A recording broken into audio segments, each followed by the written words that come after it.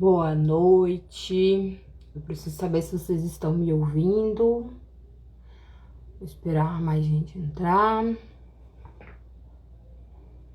noite, boa noite. Gente, hoje eu vou olhar pra baixo, tá? O computador tá aqui embaixo. Então vamos lá. Vamos começar.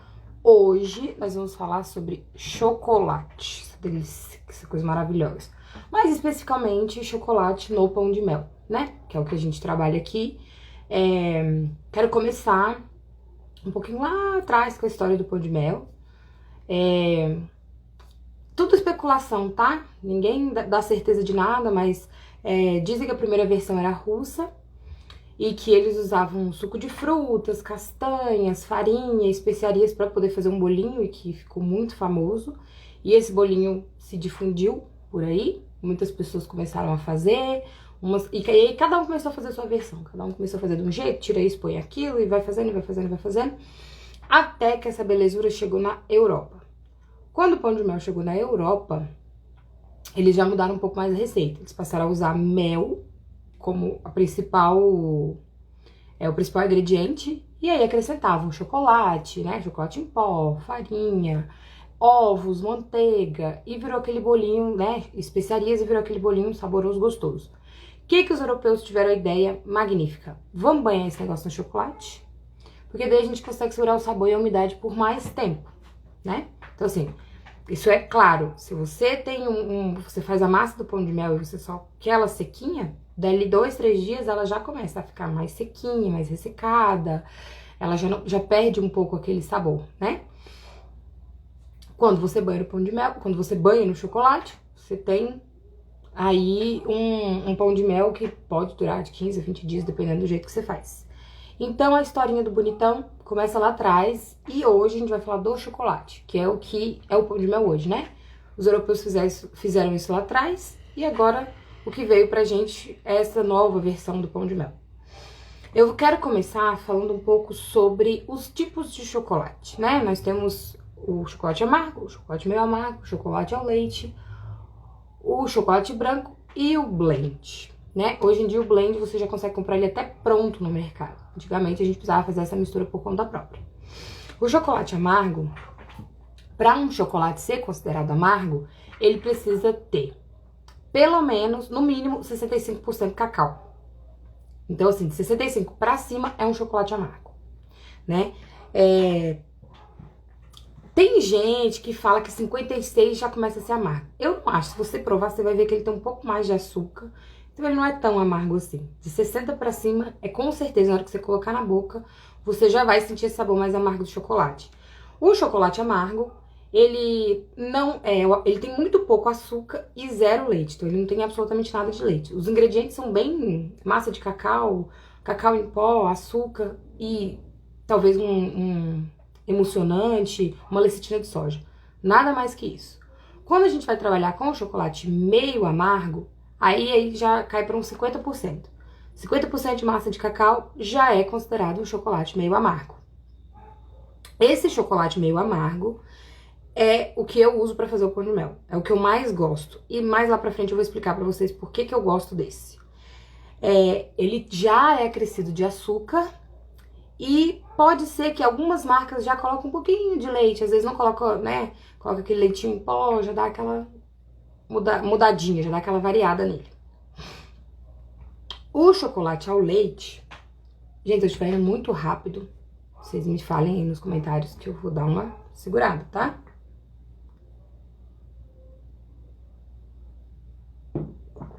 O chocolate ao leite, ele já parte da massa de cacau, já começa a ser substituída por leite em pó, né? Então, a massa de cacau já fica ali por volta de 36%, pode chegar até 46%, não passa disso. E aí vem, algumas marcas colocam licor, manteiga de cacau, então já começa a acrescentar coisa errada no chocolate. Isso vai deixando ele mais impuro, não significa que fica ruim, mas já não é um chocolate tão puro assim, né? E aí vem aquela textura mais cremosa, aquela mais doce, aquela que você coloca na boca e ele desmancha. Então, assim, acaba sendo o gosto nacional, né, de todo mundo, é o chocolate ao leite. E hoje em dia, as marcas, há uns anos atrás, eu não sei se continua assim, mas eu tinha lido uma matéria que falava que daqui a um tempo o chocolate nem vai existir mais, por conta da questão do cacau, né? Hoje em dia eu não acredito muito nisso, até porque a Cacau Show, por exemplo, eles cuidam muito disso, dessa questão da plantação, do cacau e tudo mais, porque o consumo de chocolate no mundo aumentou muito. Então, estava se consumindo mais chocolate do que era possível a natureza produzir de cacau. E por isso que começou a colocarem muita coisa dentro do chocolate para dar aquela rendida e hoje em dia a coisa tá do jeito que tá. Não sei se é verdade, sinceramente eu não sei se é verdade. Eu acredito que seja só uma questão de economia mesmo, sabe, da indústria, porque, querendo ou não, o cacau, ele tem um limite, né? E aí você quer produzir mais, quer ganhar mais, e tem outras coisas que são mais baratas, você coloca ali e você faz o negócio render, né? O blend, se você for comprar a barra pronta no mercado, normalmente é 50% meio amargo, 50% ao leite. O blend significa mistura. Então, o blend são mistura de 2 chocolates diferentes. Normalmente isso, meio amargo e ao leite. Mas, na época em que eu fazia ovos de Páscoa, eu fazia uma mistura que ficava sensacional. 50% branco e 50% ao leite. Gente, fica muito gostoso. Fica muito bom. Você não encontra essa mistura pronta. As barras que você encontra pronta são sempre chocolate ao leite e chocolate meio amargo. Quando eu usava blend nos pães de mel, o que eu fazia? Eu fazia o meu próprio blend, porque eu gostava dele o quê? 70% meio amargo, 30% ao leite. Então, eu mesma fazia meu blend justamente pra isso. Então, eu tinha que comprar 2 barras, uma ao leite, uma meio amargo, e aí eu fazia o blend. Dependendo da marca, eu fazia uma variação, 80-20, né? Sempre mais meio amargo e menos ao leite, né? 80-20, 70-30, enfim. Mas, o que acontece? Com o tempo, eu vi que o meio amargo começou a estar mais doce, sabe? O que era pra ser meio amargo deixou de ser tão meio amargo assim. E aí eu passei a usar só o meio amargo, porque sempre que eu misturava os dois, eu ainda sentia aquele pão de mel muito doce, aquele gosto enjoado na boca, sabe? Que você dá 2 mordidas no pão de mel, você não consegue terminar ele. E a ideia do pão de mel ser pequeno, né, ter um tamanhozinho assim, mediano não, eu acho meu pão de mel um tamanhozinho bom pra você comer o pão de mel inteiro. Porque maior que isso, eu acredito que ele vai ficar muito enjoativo, e aí a pessoa vai comer, morde um pedaço, guarda, enfim. A ideia é justamente essa, que a pessoa sente, come o pão de mel tudo de uma vez. E aí eu comecei a notar que de um tempo pra cá, de uns 3 anos pra cá, as marcas começaram a fazer isso. Então, assim, se você quer um chocolate com um sabor mais forte, você precisa comprar um amargo. Porque o meu amargo já tá dando aquela sambada no açúcar. O ao leite pra pão de mel está impossível. Não está bom. Porque fica muito doce. Tá deixando o pão de mel muito doce, né? Porque você pensa, é uma massa que é feita de mel. Apesar da massa do pão de mel não ficar tão doce, mas tem mel, vai leite condensado, tem outras coisas ali. Aí você vem com um recheio, que normalmente é brigadeiro, beijinho, doce de leite, Nutella, enfim, é doce, né? Então já é uma coisa doce. E aí você vem e banha num chocolate ao leite, não fica bom, não fica legal. Então, optem sempre pelo meio amargo, se quiser um amargo. Mas eu acho que o meio amargo, ele tá resolvendo, por enquanto, a situação. E vem o chocolate branco, que para os especialistas nem chocolate é, porque ele não vai em massa de cacau. Ele vai apenas a manteiga de cacau, junto com açúcar e aromatizantes e um monte de coisa, né? Então, o chocolate branco no pão de mel, ele fica bom. Mas aí você precisa tirar o cacau da massa, por uma questão estética, porque senão a massa fica muito escura pra aquela casquinha, sabe? Mesmo que seja banhado, a massa fica escura. Então, esteticamente, não fica bonito. Então, você precisa tirar o cacau da massa e você precisa colocar sabores ácidos no pão de mel. Então, por exemplo, eu vou fazer um chocolate, quero fazer casquinha de chocolate branco, mas eu quero colocar doce de leite. cara, não vai ficar gostoso. Até tem uma marca famosa aí que fez um chocolate branco com doce de leite. É impossível você comer mais do que um quadradinho daquilo lá. Porque é muito doce. Vai ficar muito enjoativo. Não fica bom. Então você vai optar pelo quê? Geleia de morango, né? Puxadinha mais pro ácido. Maracujá, limão. Aí é aquela coisa. São, no caso, brigadeiro de limão e de maracujá, são brigadeiros mais difíceis de você chegar no ponto certo. Por conta da acidez com o laticínio, é perigoso talhar. Então tem que tomar cuidado com isso também. Então, assim, pão de mel de casquinha branca já é aquela coisa assim, aquela exceção e que você pode cobrar mais caro. Por quê? Porque o chocolate branco é mais caro e pelo trabalho que você vai ter. Então, assim, se você não souber fazer o brigadeiro de limão, se você não souber fazer o brigadeiro de maracujá, você vai perder material, porque vai sair um brigadeiro talhado. E eu espero que você não coloque esse brigadeiro talhado dentro do seu pão de mel.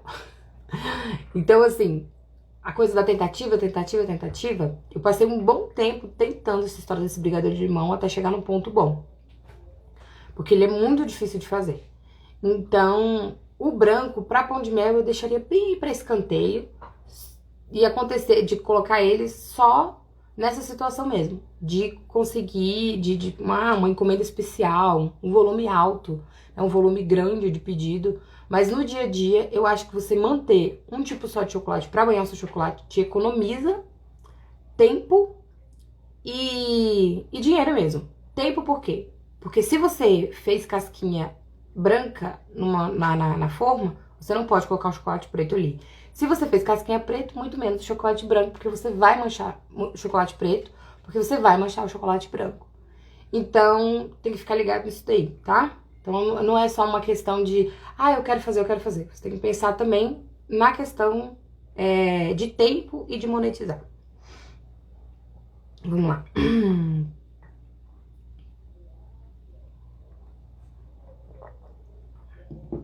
Aí, eu escrevi aqui, mas eu já até entrei nisso. Essa questão das combinações possíveis, né? Vamos supor, Yara, mas o cliente pediu que fosse um chocolate ao leite, porque ele gosta muito de chocolate ao leite. Beleza, você vai fazer o que o seu cliente pediu. Aí você vai falar pra ele, olha, então, pra colocar esse chocolate ao leite no pão de mel, eu preciso ou fazer um brigadeiro meio amargo, aí você não vai fazer o brigadeiro tradicional, porque senão as pessoas não vão dar conta de comer esse pão de mel. Ou você vai fazer, por exemplo, um recheio de amendoim, que é o de paçoca, combina também. Um recheio mais... Todos esses recheios puxados pro mais amargo. Então, você tem que pensar assim, se o meu chocolate de fora, ele é um chocolate mais amargo, eu posso colocar um recheio mais doce, tá? Por que eu não tô falando da massa? Porque a massa não vai influenciar aqui. A massa do pão de mel, ela fica maravilhosamente neutra, no sentido de não ficar doce demais. Então, ela não vai interferir nisso. Porque, na verdade, como a gente faz um mix de especiarias, o que dá o sabor nela é as especiarias. Então, essa questão do doce não vai chegar e não vai atrapalhar. A sua combinação principal precisa ser o chocolate da casquinha e o recheio. Então, se eu vou usar uma casquinha, vou fazer uma casquinha mais amarga, eu posso colocar uns recheios mais doces. Então, eu vou colocar um brigadeiro, né, ao leite, um doce de leite, um beijinho. Apesar do beijinho que eu faço não fica muito doce. Então, é bem tranquilo também você usar ele com ao leite. Mas o cliente quer um chocolate ao leite. Então, você vai pegar e fazer, você já vai fazer um brigadeiro mais meio amargo. Você pode usar uns recheios com aqueles nibs de cacau, que tá bem alto agora. Fazer um recheio com flocos de arroz, né? Colocar ali no brigadeiro. Coisas que tirem um pouco aquele excesso de doce do recheio, tá? Então, tem que pensar nisso daí também. Vamos pensar nas combinações possíveis, né? Não pode ficar aqui, a Yara falou que é meio amargo, eu vou fazer esse meio amargo com tudo. Não, então eu mudei ao leite, eu só mudo o chocolate de fora e não mudo o recheio. Não, vamos colocar essa cuca pra funcionar. Aí agora, a gente já trabalhou, já falei com vocês sobre os tipos de chocolate. Agora nós vamos falar sobre as qualidades do chocolate.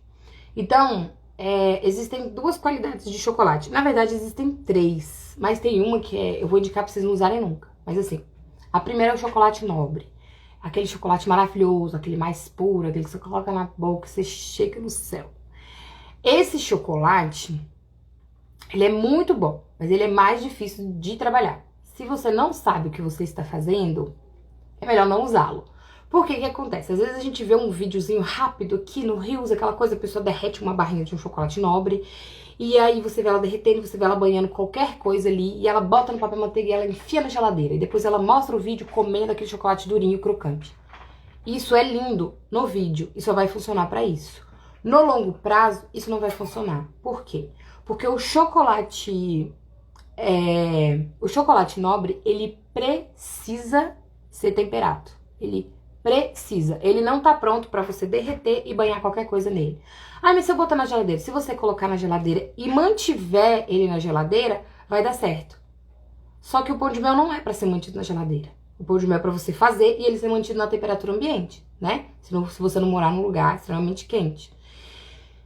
E aí, é exatamente isso aí onde as pessoas erram. Elas veem um vídeo na internet e elas pensam assim, eu vou comprar uma barra de lacre e eu vou derreter esse lacre, eu vou enfiar qualquer coisa ali dentro e vai dar certo. E eu vou vender isso. Não, não vai dar certo. Então você precisa fazer isso. É um chocolate nobre? Então eu vou lá no YouTube e vou pesquisar como usar chocolate nobre. Vai ter muito vídeo lá. Você pode ficar aqui no perfil também, que ao longo do tempo eu vou ensinar isso. Mas você tem que entender isso. Pra vender, não dá pra usar chocolate nobre sem temperar. Tá, Yari? Quais os tipos de temperagem? Então vamos lá.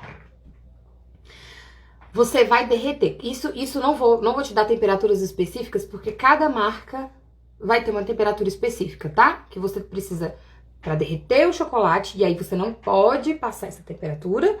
Aí você vai abaixar a temperatura dele, e aí, né, quando você abaixar, você vai chegar aqui no limite, onde ele vai estar ótimo, e ele vai cristalizar super bem. E se você for fazer um ovo de Páscoa, vai dar certo. Se você for fazer um pão de mel, vai dar certo. E se você quiser banhar bacon, vai dar certo. Vai na minha, banhar bacon fica muito bom. Bacon banhado no chocolate, minha marca, fica muito top. Existem 3 tipos de temperagem. A primeira delas, e a mais tradicional, é aquela temperagem na pedra. Então eu derreti ali meu chocolate, de preferência na vasilha, naquelas derretedeiras de plástico, tá? Evitem vidro no micro-ondas. Ai, Ana, mas os BPA... Gente, eu não tô falando disso, tá? Hoje em dia os materiais são feitos pra não soltar esses troços todo na comida. Eu preciso que você use uma vasilha de plástico, por quê? Porque o vidro esquenta demais, o vidro fica muito quente. E ele vai fazer seu chocolate passar da temperatura. E aí a chance de queimar esse chocolate é muito grande. Então você precisa fazer o quê? Você precisa usar uma vasilha própria para isso, uma vasilha de chocolate. Não é a vasilha que você tempera a carne, não é a vasilha que você, né, comeu jaca, não é a vasilha que você deixou o piqui lá descongelando. Não, não pode. Chocolate é chatíssimo com isso. Ele é uma esponja, ele absorve sabor e cheiro muito fácil. Então você vai usar uma vasilha específica para isso. Você vai derreter. Foi lá, olhou lá, leu o rótulo atrás, aprendi. Eu posso derreter assim, assim, assado, essa marca aqui. Ótimo, derreteu. Quando o seu chocolate estiver fluido, você vai virar ele uma pedra. Mármore ou... Calma aí que eu vou lembrar. Granito, tá? Mármore ou granito. Você vai virar na pedra e você vai vir com uma espátula. E aí você passa esse chocolate pra lá e pra cá com a espátula e levanta ele. Por quê? Porque você quer que esse chocolate chegue na temperatura ideal, que ele vá cristalizar, sem necessidade de ficar refrigerado. O que acontece nesse momento? Você precisa de um termômetro. Antigamente, a gente fazia o quê? A gente pegava um palito de dente, molhava no chocolate e colocava aqui, ó.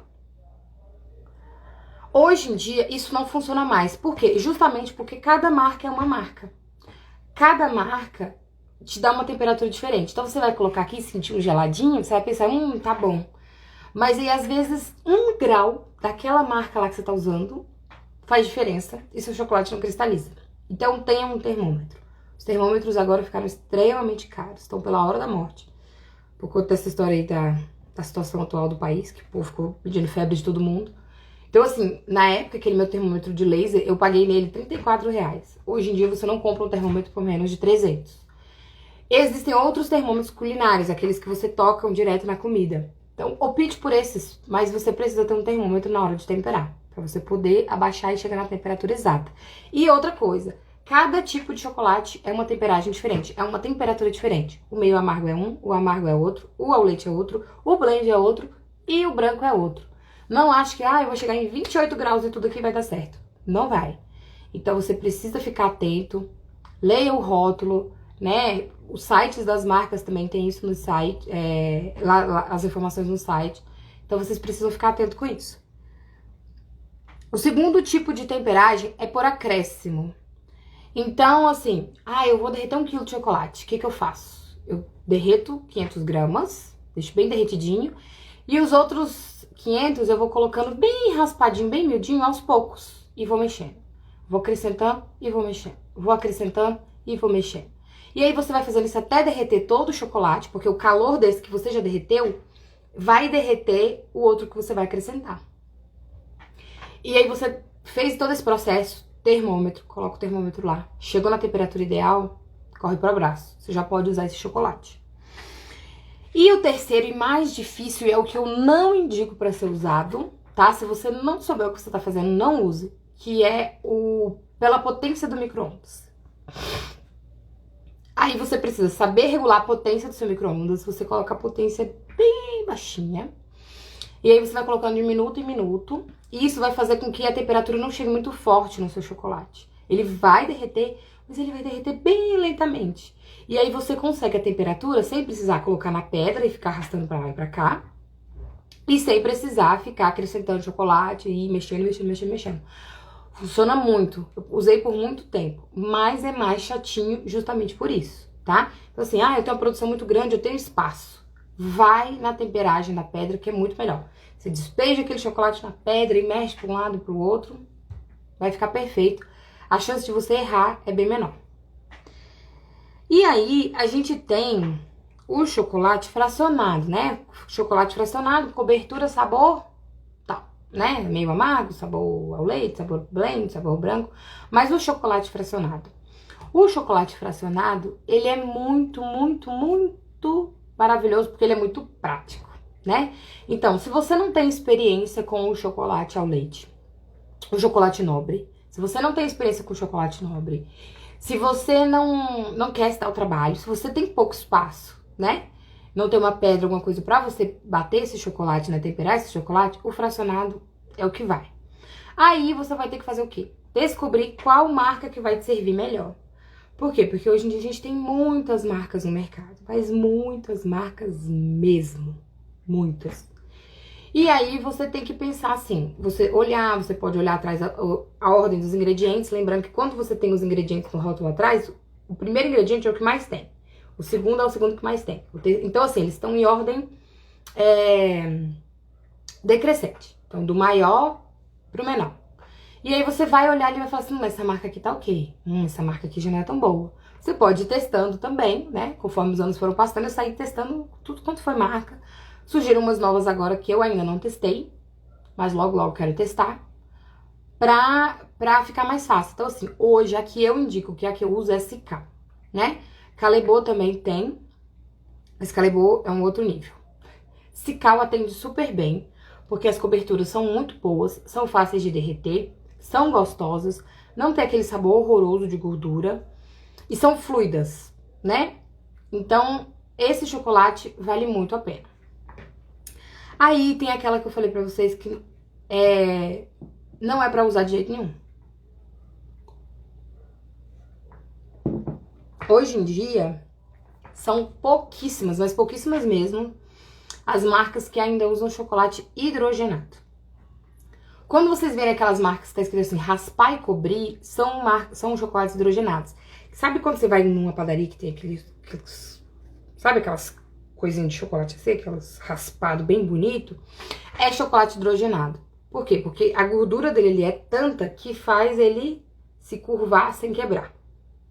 Se você tentar fazer isso com chocolate nobre ou com outro chocolate, pode ser que dê certo, pode ser, mas é uma técnica bem difícil de você conseguir chegar nela. Então, o chocolate raspar e cobrir, ele é assim, hidrogenado. Então, assim, ele é mais pra ser bonito do que pra comer, porque ele tem um gosto muito ceboso, né? Guarda-chuvinha. Aquele gosto de cera na boca, assim, eu não sei explicar. Mas que fica aquela gordura, você come e fica aquela gordura na boca. Esse é o chocolate hidrogenado. Então, se você for fazer qualquer coisa para vender, fuja desse chocolate. Corra para as montanhas, mas não use, tá? Não use, porque seu cliente vai bater na sua porta e ele vai fugir de você e vai falar mal de você para todo mundo. Então, não é para usar chocolate hidrogenado. Aí, as vantagens do chocolate fracionado, né? Você faz as casquinhas mais rápido, você não precisa temperar, a secagem dele é muito, a cristalização dele é muito mais rápido, fora ou dentro da geladeira. Pra quem tem pouco espaço no ambiente, né, uma cozinha pequena ou tá começando agora, ele é a melhor opção porque você só derrete e você já pode usar. Então, pra fazer aqueles risquinhos, aqueles arabescos em cima também, ele é muito bom.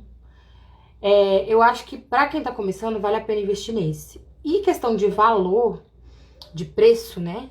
Valor não, de preço, ele tá muito equiparado com o chocolate nobre. Eu não sei o que tá acontecendo na indústria, que tá tudo com o preço, assim, muito igualado, de coisas de qualidades diferentes, sabe? Então, assim, no fim das contas, precisa fazer conta. A última live foi de precificação, então depois daqui vocês dão um pulinho lá pra vocês verem essa questão da precificação e ver se vale a pena, né, onde você mora, se vale a pena usar o chocolate nobre ou se vale a pena você usar o fracionado mesmo. Eu e Yara uso o fracionado, porque pra mim é muito mais prático. Sempre usei fracionado pra fazer pão de mel, tá? Esse negócio de usar chocolate nobre para o pão de mel, pra mim, não... Eu uso chocolate nobre pra outras coisas, mas o pão de mel pode usar o fracionado tranquilamente. Por quê? Porque a casquinha do pão de mel é uma casquinha fina, né? E aí, quando a pessoa morde, né? Quando você morde, que tem massa, recheio e a casquinha, assim, tudo se mistura, você não consegue sentir gordura no chocolate. Então, o chocolate fracionado, ele é perfeito. Gente, hoje a aula era curtinha. Não tinha, assim, horrores de coisa pra falar. Se vocês tiverem alguma dúvida, vocês me falem aí nos comentários. Mas era basicamente isso hoje que eu queria falar com vocês. Eu queria que vocês tivessem noção do que é o chocolate, qual pode usar, qual que não pode. Se tiverem dúvidas, me digam aí nos comentários.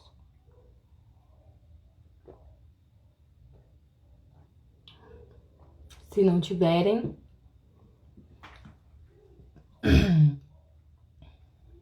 Veroca, você quer participar mesmo da live ou você clicou sem querer?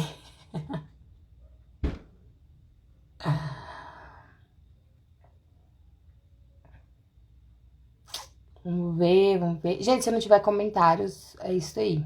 Se não tiver dúvidas, vou me indo, porque eu ainda tenho que editar vídeo de amanhã do YouTube. Então tá, gente, é isso. Essa semana foi uma exceção, né? Ontem eu não consegui estar presente, mas as nossas nossas lives serão às quintas-feiras, sempre. Mas essa semana eu precisei mudar só por essa questão de logística. O Felipe tava usando o espaço ali pra trabalhar. E eu tava extremamente cansada ontem, minha cabeça tava doendo demais. Então eu não consegui estar aqui, eu não ia conseguir render igual eu tô rendendo hoje. Mas então, quinta-feira que vem, estarei aqui novamente. Não sei qual é o tema ainda, porque eu decido o tema na semana conforme eu vou vendo as dúvidas de vocês. Eu vou recebendo as dúvidas. E aí, na semana que vem, estarei aqui de volta. Fiquem com Deus e até semana que vem.